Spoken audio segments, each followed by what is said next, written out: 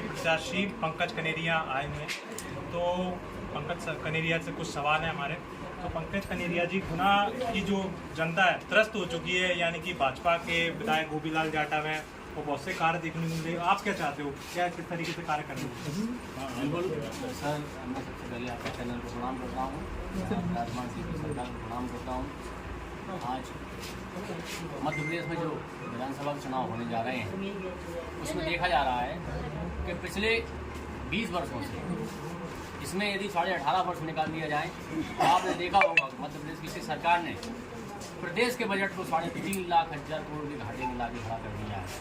तो इससे आप अंदाजा लगा सकते हैं कि प्रत्येक व्यक्ति पर कितना कर्ज है, प्रत्येक व्यक्ति पर। अभी तो शिवराज सिंह चौहान के वादे भी किए और दिए भी हैं महिलाओं को। ठीक है, आप बात करते हैं लाडली बहना योजना की, तो आप देख रहे हैं कि पेंशन योजना का क्या हुआ। जो वृद्धा पेंशन बेचारे 3-3 महीनों से 4-4 महीनों से जो वृद्धा पेंशन नहीं आई है, ऐसी कई योजना जो वृद्ध लोगों से जुड़ी हुई हैं, कई योजनाओं से जुड़ी हुई हैं, उनका पैसा रोककर, कई ऐसे सरकारी बजटों को रोककर आपने वो पैसा लाडली बहना योजनाओं को केवल इसलिए लगाया। आप लाडली बहना को कोई मान और सम्मान नहीं देना चाहते हैं। यदि लाडली बहना को यदि मान सम्मान देना चाहते थे तो मध्य प्रदेश में हो रहे भ्रष्टाचार, मध्य प्रदेश में हो रहे महिलाओं पर अत्याचार, शोषण, इनको रोकिए, तब हम जानेंगे कि आप महिलाओं को सम्मान देने की बात कर रहे हैं। यदि आप उनके ईमान को 1000 में खरीदने का प्रयास कर रहे हैं तो आपके ये केवल लुभावने बातें हैं, चुनावी संकनाद है आपका। ये केवल ये जान रहे हैं कि हम महिलाओं को जैसे तैसे मना लेंगे, महिलाओं को लुभा लेंगे। हम मध्य प्रदेश की जनता ये सब कुछ आपके वादों और इरादों में पड़ने वाली नहीं है। जनता मध्य प्रदेश की समझ चुकी है कि आप केवल खोखले वादे करते हैं। आपने कहा कि जनता समझ चुकी है। अब देखा जा रहा है कि युवा वर्ग के लिए विशेष है। अभी सामने पटवारी घोटाला निकल कर सामने आया और कुछ शिक्षक भर्ती यानी 882 पदों पर नियुक्ति तक नहीं दी है। उसको लेकर क्या है आपका? मतलब मैंने युवाओं को लेकर बिल्कुल, अब मैं बात करता हूँ युवाओं की, तो मध्य प्रदेश में आप देख ही रहे हैं, मध्य प्रदेश में पूरे राष्ट्र में देख लीजिए। यदि ये रोजगार देने की बात करते हैं, आप मध्य प्रदेश की हालत देख लो, मध्य प्रदेश में गुना की हालत देखिए। एक भी ऐसा औद्योगिक केंद्र नहीं है जिससे युवाओं को रोजगार की व्यवस्था हो। शिक्षा व्यवस्था नहीं है, यहाँ स्वास्थ्य व्यवस्था नहीं है, चिकित्सा व्यवस्था ऐसी गड़बड़ाई हुई है कि जरा सी वजह कुछ होने पर यहाँ से भोपाल या ग्वालियर करना पड़ता है। हम बात करें युवाओं के मुद्दों की, तो युवाओं का सबसे बड़ा मुद्दा है उनकी शिक्षा और दूसरा है उनका रोजगार।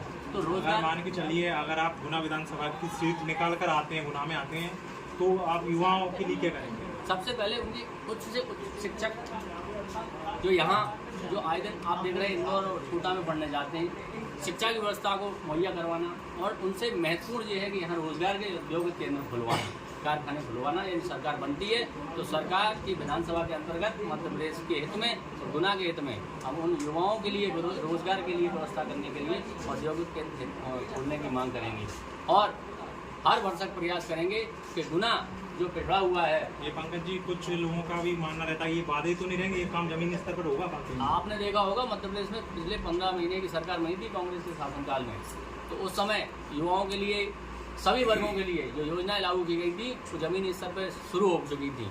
चाहे वो किसान से समस्या जुड़ी हो, चाहे रोजगार से जुड़ी हो, या किसी भी वर्ग से, चाहे वो महिलाओं के सम्मान की बात आए।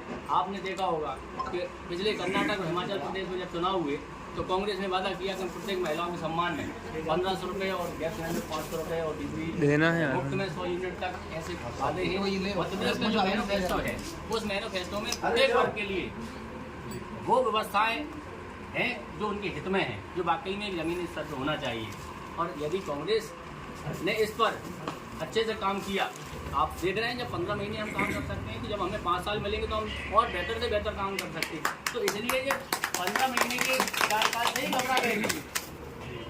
तो एक तरफ पंकज जी हैं जो युवा के लिए देखे जा रहे हैं सामने, गुना की जनता भी यही चाहती है कि बदलाव हो। तो बदलाव के लिए हमारे सामने उपाध्यक्ष जी हैं, तो इनसे भी कुछ सवाल हैं। तो क्या बदलाव होना चाहिए? मैं क्या चाहूँगा कि कांग्रेस पार्टी ने हमें युवा नेता दिया है, ये मेरी नज़र में गुना का पहला इतिहास है, युवा हमें दिया है। तो युवा सोच होगी, युवा ऊर्जा होगी, तो युवा ऊर्जा को आप बहुत अच्छी से समझ सकते हैं। इतने आगे जाके हम काम करेंगे। कांग्रेस हमारी तटस्थ है और हम वादे नहीं करते, हम निभाने का प्रयास करते हैं और हमारी कोशिश यही रहती है कि जो हमने कहा है वो निभाएं, अच्छे से निभाएं और युवाओं में अपनी बार जोश है। कांग्रेस पार्टी